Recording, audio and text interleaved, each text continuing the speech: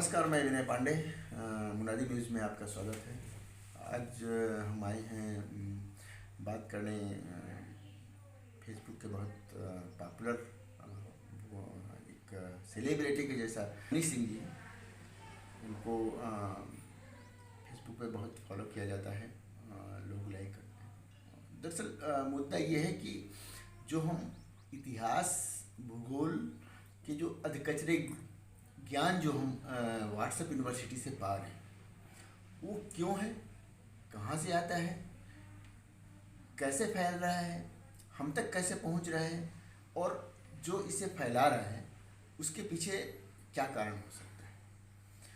तो सबसे पहले हम बात करते हैं मनीष सिंह जी जिसे कि आखिर ऐसा क्यों हो रहा है और आखिर इसका अंत क्या है।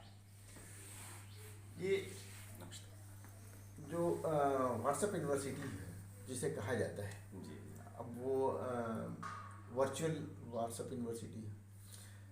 आखिर ये कचरा ज्ञान का जो फ्लो है, बाढ़ है, कहाँ से आ रहा है और क्यों, मतलब क्यों ऐसा आ रहा है।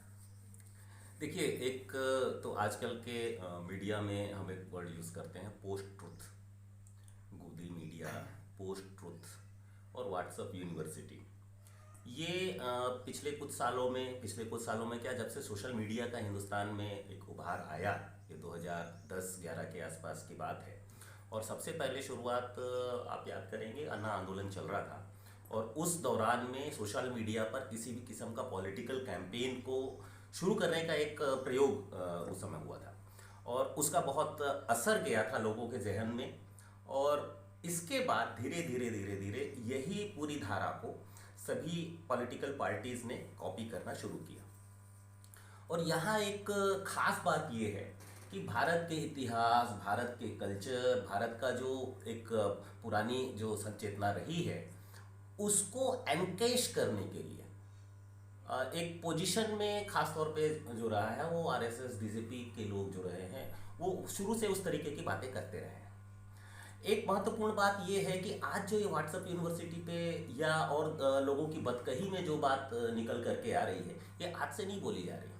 आप गांधी के बारे में तमाम तरह की बातें, नेहरू के बारे में तमाम तरह की बातें, हिंदुस्तान के हिस्ट्री को लेकर के कई डिस्टॉर्टेड बातें जो थी वो लोग अपनी निजी बातचीत में किया करते थे। ऐसा नहीं है कि नहीं किया जाता था। अभी कल परसों हम सुन रहे थे कि जो गांधी जी की हत्या के लिए जो पिस्तौल आई थी वो कहाँ से आई थी, उसमें कई बातें थी। तो इस तरीके की बात मैंने कभी आज से 18-20 साल पहले सुनी थी। कल परसों उस डाउट का क्लियरेंस भी हुआ, लेकिन ये जो बातें हैं वो पुरानी होती रही हैं और अब जो है उन चीज़ों को एक संस्थागत रूप से और उसका एक कारपेट बॉम्बिंग हो रही है हर आदमी के जेहन में, हर आदमी के मोबाइल में। ये मोबाइल का हाथ में हो जाना, ये सूचना का बड़ा स्रोत हो गया है। और ये भी महत्वपूर्ण है कि हमारी जो पीढ़ी है, खास तौर पे पिछले 30 सालों में जो आई है, जो लिबरलाइजेशन जिसने देखा हुआ है, इस लिबरलाइजेशन में उसने टेक्निकल एजुकेशन का बहुत फ़ायदा उठाया है। और इसमें एक और महत्वपूर्ण चीज़ है कि 8वीं 9वीं 10वीं के बाद में हिस्ट्री बिल्कुल बंद हो जाती है पढ़ना, सोशोलॉजी बिल्कुल बंद हो जाती है पढ़ना। बल्कि एक दौर तो ऐसा था कि जो मैथ्स ले रहा है, जो साइंस ले रहा है, वही लोग होशियार समझे जाते थे और जो किसी काम के नहीं होते थे वो आर्ट्स के फील्ड में जाते थे। आज वो जो सक्सेसफुल लोग हैं, आज वो जो पैसे वाले लोग हैं, वो उसी तरीके के हिस्ट्री स्टार्ड लोग हैं। हिस्ट्री से वो उन्हें पूरा उस चीज़ का पोषण प्रॉपरली नहीं मिला है। आज वो पूरा खाना उनको व्हाट्सएप यूनिवर्सिटी के थ्रू मिलता है। और जब पहली बार कोई इंसान किसी बात के बारे में जानकारी लेता है तो फर्स्ट इंफॉर्मेशन, जैसे कहते हैं ना कि first impression is the last impression, तो उनके दिमाग में वो चीज़ बैठ जाती है। और ये धारणा उसके बाद इतनी मजबूत हो जाती है कि आगे कोई भी नया फैक्ट आता है, आगे कोई भी नई सूचना आती है, तो आदमी उसको जल्दी से एक्सेप्ट नहीं करता, उसको प्रीवियस सूचना के साथ में कोलैबोरेट करने की कोशिश करता है।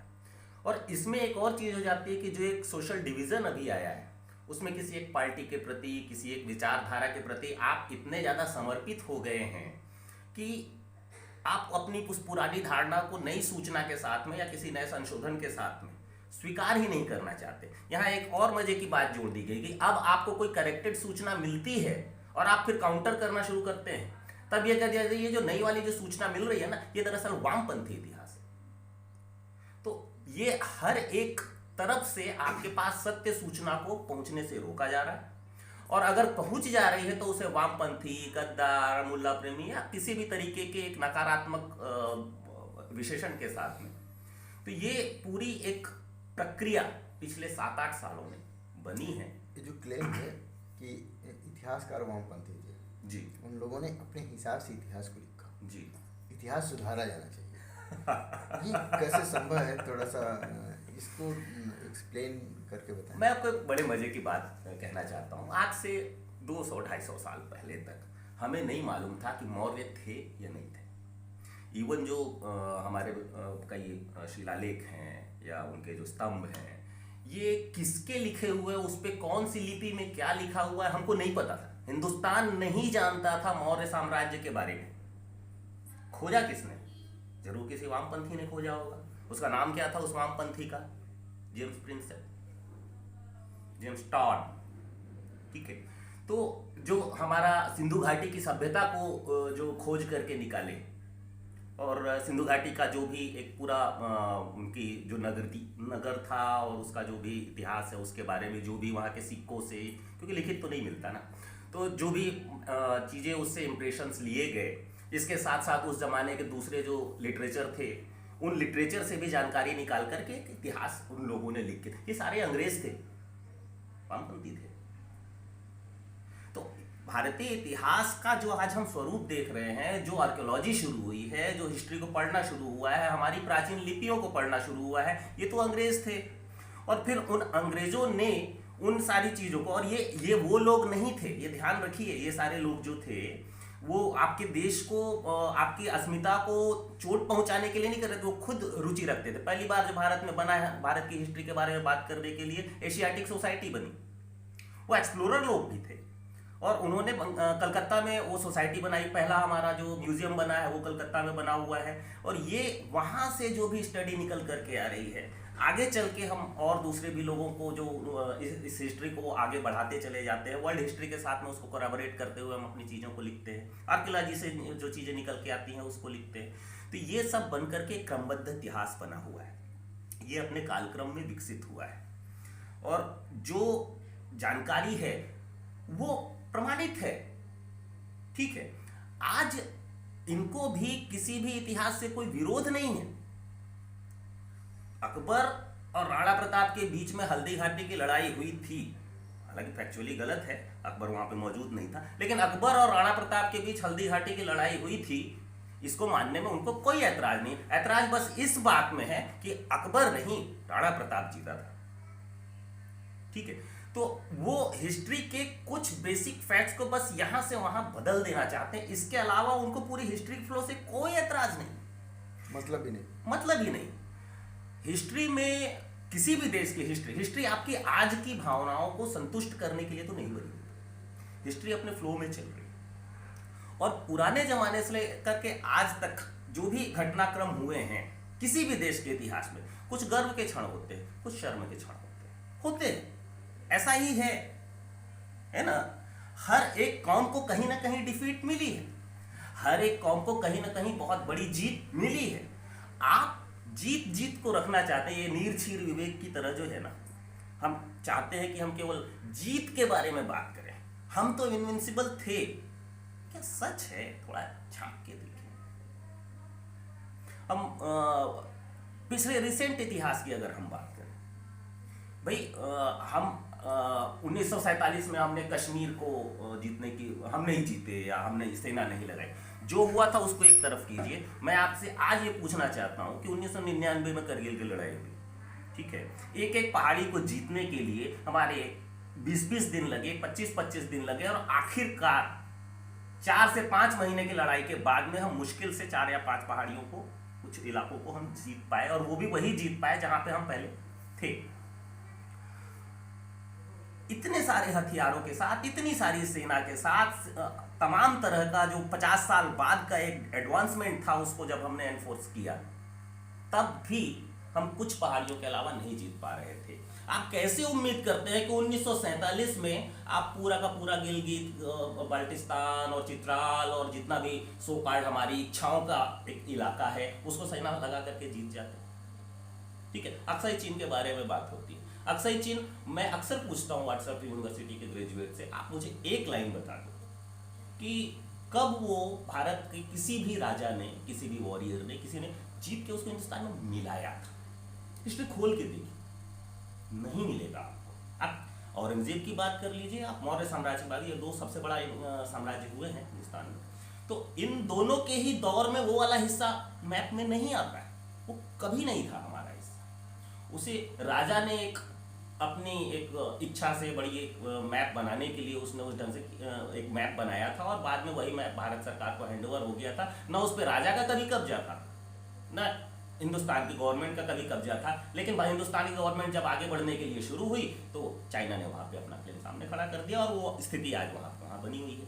तो अब आप ये कहोगे कि नेहरू ने अक्साई चीन को दे दिया। जो इस तरह के लोग हैं उनका ज़्यादातर क्लेम सल्तनत कालीन इतिहास, मिडिवल हिस्ट्री, और कुछ कुछ हद तक मॉडर्न हिस्ट्री।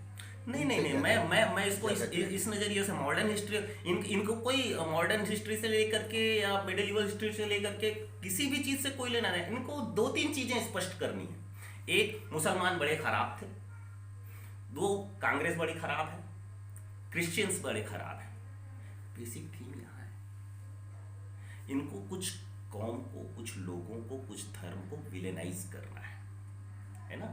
और ये ध्यान में रखिए, एक समय में इन्होंने सिखों को भी विलेनाइज किया हुआ है। तो अपार्ट फ्रॉम हिंदू, ये जो हिंदू नेशनलिज्म की बात होती है, हम सोचते हैं कि हम हिंदू हैं तो हमको हिंदू नेशनलिज्म में बुराई क्या है। तो क्या वो जर्मन नेशनलिज्म में जर्मनों को बड़ा खुश होना चाहिए था?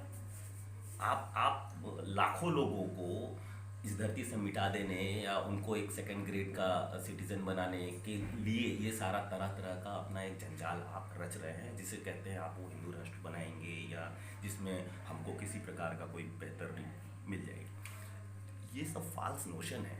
इतिहास में ऐसे देश हमेशा बर्बाद हुए हैं, परेशान हुए हैं, टुकड़े टुकड़े हुए हैं। अब ये जो अधकचरा ज्ञान है इतिहास का, खास करके इतिहास, भूगोल, हालांकि हमारे यहाँ तो मैं तो देखता हूँ कई बार गणित का भी यूएडी में कहाँ से आ गया वाला गणित का भी, ये इंग्लिश का वो रहता है, वो सब चीज़ें तो है ही। तो इन सब चीज़ों का फ्लो रोका कैसे जाए, इससे बचा कैसे जाए एटलीस्ट? देखिए, सबसे पहली चीज़ तो ये है कि इतिहास है, इसको सिंपली एकेडमिक्स की दृष्टि से देखिए। इतिहास पढ़ना जरूरी है, हर एक आदमी को जरूरी है, और इसलिए जरूरी है कि हिस्ट्री रिपीट्स इटसेल्फ। तो हिस्ट्री में जो भी कोर्स चल रहा है, आप उसको अगर देखेंगे तो फ्यूचर की ट्रेजेक्टरी में हमारे साथ क्या होने वाला है आप देख सकते हैं। ठीक है, तो अगर हिस्ट्री को आप एकेडमिक नज़रिए से देखते हैं तो चीज़ों को आगे आपकी दूरदृष्टि भी उसमें बनती है। एक दूसरा, जब आप किसी चीज़ को, किसी घटनाक्रम को, किसी भी विषय पे अगर पढ़ रहे हैं तो उसको समग्रता में मल्टीपल सोर्स से पढ़िए। एक सोर्स बायस्ड हो सकता है, वो वामपंथी सोर्स हो, वो दक्षिणपंथी सोर्स हो, वो कोई भी बड़ा राइटर हो, हर चीज़ को कहीं ना कहीं 5 से 10% वो जिस नज़रिए से सोचता है वो नज़रिया उसमें होता है। फैक्ट्स 90% भी होंगे तो पर से भी एक पूर्णतया जो अपने आप में निरपेक्ष व्यक्ति होगा वो भी 5-10% अनचाहे भी वहाँ पे आ ही जाता है। इसलिए कभी एक सोर्स का भरोसा ना कीजिए, मल्टीपल सोर्स से पढ़िए। थोड़ी देर बाद मल्टीपल सोर्स से उसको पढ़िए, मल्टीपल सोर्स से जानिए, और उस पर अपनी एक स्वाभाविक मेधा वहाँ पर लगाइए कि कोई घटनाक्रम क्यों हो रहा है। फिर उस चीज़ को उस दौर के साथ में जोड़ करके देखिए, आज के दौर के साथ में जोड़ करके देखिए। कहने का मतलब ये है कि कुछ भी जब पढ़ रहे हैं ना तो उसको फेस वैल्यू पे तो बिल्कुल मत लीजिए। आज जो आपके सामने लिखा हुआ है, जो दिख रहा है, उसको आपको अनुशीलन करना पड़ेगा और उसके बाद किसी एक नतीजे पर पहुंचना पड़ेगा।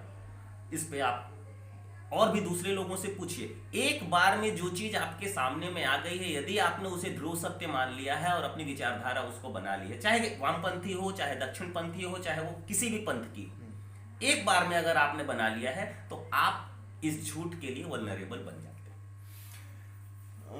इस तरह के जब ज्ञान ऊपरी सोर्सेज से, मतलब बड़े बड़े लोगों से आते हैं, हाँ, जैसे बाद में कई चीज़ें गलत भी साबित हो जाती हैं, लेकिन उसका कोई एक्सक्यूज़ नहीं, कहीं कोई वो नहीं। तो ऐसे में क्या करें जब कोई प्रधानमंत्री कहता है कि वो तक्षशिला बिहार में था, या सिकंदर गंगा पार गया था, बिहार में युद्ध किया था मगध में, और ऐसी चीज़ें स्टेबल तो हो जाती है ना एक बार। भाई प्रधानमंत्री बोल रहा है, बड़ा मंत्री बोल रहा है, तो वो ये मैं कभी कभी सही बोल सोचता रहा हूँ था। कि ये टेलीप्रॉम्प्टर की गलती या ये डेलिबरेट अटेम्प्ट है। झूठ या सच, हम जिन लोगों को रिगार्ड करते हैं, मेरे पिता, चाचा, मेरा गुरु, वो जो बोलता है ना, हम उसको फेस वैल्यू पे लेते हैं। हमारे राष्ट्र के जो नेता हैं, हमारा प्रदेश का कोई मुख्यमंत्री हुआ, या तो उनकी कही हुई बात को हम फेस वैल्यू पे लेते हैं, हम उसको स्वीकार करते हैं। तो यहाँ एक डेलिबरेट अटेम्प्ट है। एक तो आप ये देखिए कि ये जितने सोर्स जहाँ से ये झूठ निकल करके आता है, वो पकड़ा भी जाता है तो उस पर कोई कार्यवाही नहीं। ये एक्चुअली ये शासन का प्रोटेक्शन एक किस्म से मिला हुआ है। तो इस तरीके का प्रोटेक्शन देते हुए, और इसको बल्कि एक हाथ आगे बढ़ के खुद भी उस तरीके की चीजों को हम एंडोर्स करते हैं, जो नेता है हमारे वो एंडोर्स करते हैं, तो उससे उन चीजों को वैलिडिटी मिल जाती है। एक तो वो झूठ जो है वो ये गोएबल्स का प्रोपेगेंडा वाली बात है, और जितने बड़े स्तर से जितनी बार वो झूठ बोला जाएगा, वो सच महसूस होने लगेगा और लोगों के बीच में उसकी एक्सेप्टेंस बढ़नी शुरू हो जाएगी। झूठ से नहीं क्या फायदा होगा? एक ही फायदा होगा, आपको एक खास बटन दबाना है जाकर के। सीधी सी बात है भाई, अगर औरंगजेब ने सिखों को ये कुछ साथ अत्याचार किया था तो आपको क्या करना है? फला बटन दबाना है, ठीक है। अगर मुसलमानों ने कहीं पे कोई अत्याचार किया था, दंगा हुआ था या व्हाटएवर कुछ हुआ था, आपको क्या करना है? एक पर्टिकुलर बटन दबाना है। अगर मौर्यों के ऊपर में बौद्धों के साथ कोई अगर कॉन्फ्लिक्ट हुआ था तो आपको क्या करना है? बटन दबाना है। अक्साई चीन चला गया था, या इंदिरा गांधी ने कोई गलती कर दी थी, आपको क्या करना है? एक बटन दबाना। हर एक झूठ का अंतिम डायरेक्शन आपको ले जा करके वही एक पर्टिकुलर बटन दबाना है। लेकिन ये भी का A+B का होल स्क्वायर में 2 आ गया है। इस तरह के जो इंफॉर्मेशन दिया जाता है, तो ये तो बटन इसमें तो कहीं नहीं लगता। नहीं, इसमें कुछ एक चमत्कारिक चीज दिखी ना, क्योंकि ये हमने आज तक नहीं सोचा था। तो कुछ नहीं, एक तो ये जुमलेबाजी और जो स्किल, स्केल, स्पीड और तमाम तरह के जो शब्द गढ़े जा रहे हैं, इससे कुछ ऐसा लगता है कि something new is going on और कुछ नया हो जाएगा। हमारा जो लीडर है, ही नोज एवरीथिंग, उसको हर चीज़ के बारे में जानकारी है। ये एक नोशन बनता है, महामानव की छवि बनती है। तो इस महामानव की छवि को और पोषित करने के लिए इस तरीके की बहुत सारी वैज्ञानिक बातें, जो कि बाद में झूठी भी हो जाती हैं या गलत साबित हो जाती है, तो हंसी भी उड़ जाती है, लेकिन उनको फर्क नहीं पड़ता, क्योंकि जो छवि तात्कालिक रूप से बननी होती है वो तो बन गई ना। तो ये उस प्रकार से प्रयास है, ये महामानव बनाने की ही एक कोशिश है। बस यही मैं समझता हूँ इस तरीके की झूठों से लोगों को क्या करना चाहिए ऐसी चीज़ों से? बस ये लास्ट क्वेश्चन है, लोगों को क्या करना चाहिए ऐसे मिस इन्फॉर्मेशन से बचने के लिए?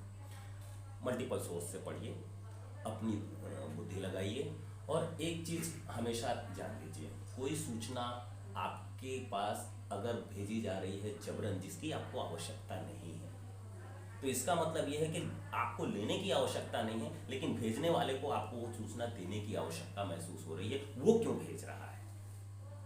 ठीक है, तो ये बात आप अगर जब महसूस करना शुरू करेंगे, और फिर उसके सामने वाले जिसने भेजा है उसके तमाम दूसरी गतिविधियों को जब आप महसूस करना शुरू करेंगे, तो आपको पता चलेगा कि सूचना के एक ही सामने वाले का मोटिव है कि आपको फला बटन दबाना है।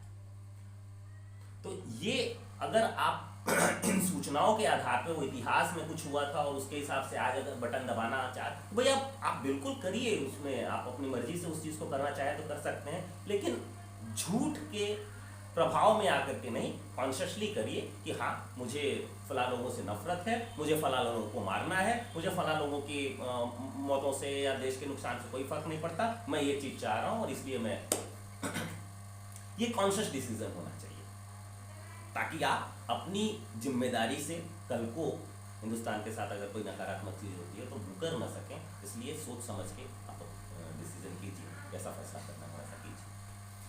Thank you. तो ये थे मनीष सिंह जी, उन्होंने बहुत विस्तार से सब कुछ बता दिया और कुछ बताने की ज़रूरत नहीं है मुझे लगता है। आप भी ये तय कीजिए कि आप व्हाट्सअप स्कॉलर कहलाना पसंद करते हैं सोशल मीडिया और दूसरे जगह पे, या आप एक इंटेलेक्चुअल की तरह कहीं लिखना या पढ़ना या बोलना चाहते हैं। ये चीज़ें तब सही होगी जब आप किसी भी सूचना को फिल्टर करके या मल्टीपल सोर्सेज से आप ग्रहण नहीं करते हो, उसको बहुत अच्छे से मनन चिंतन नहीं करते हैं, तब तक वो चीज़ें उचित नहीं रहेगी। इसलिए सबकी सलाह लगभग यही रहती है कि आप किसी भी सूचना को कई एंगल से देखें, उसको पढ़ें, और बहुत सारी चीज़ें अब आपके जेब में बहुत बड़ा ज्ञान का भंडार है, गूगल बाबा हैं, तो आपको देखना चाहिए। गूगल बाबा भी तरह तरह की चीज़ें देते हैं आपको पढ़ने के लिए, सुनने के लिए, तो आप उसका भी उपयोग करें। तो देखते रहें मुनादी न्यूज़, आप उसको सब्सक्राइब कर लें, और इस तरह की चीज़ें हम अब लगातार करने जा रहे हैं। आपको बहुत अलग अलग चीज़ें आपको देखने की मिलेंगी मुनादी न्यूज़ में। लाइक करें, कमेंट करें, अच्छा लगे तो भी लिखें, यदि कुछ सुझाव देना चाहें तो भी लिखें। Thank you.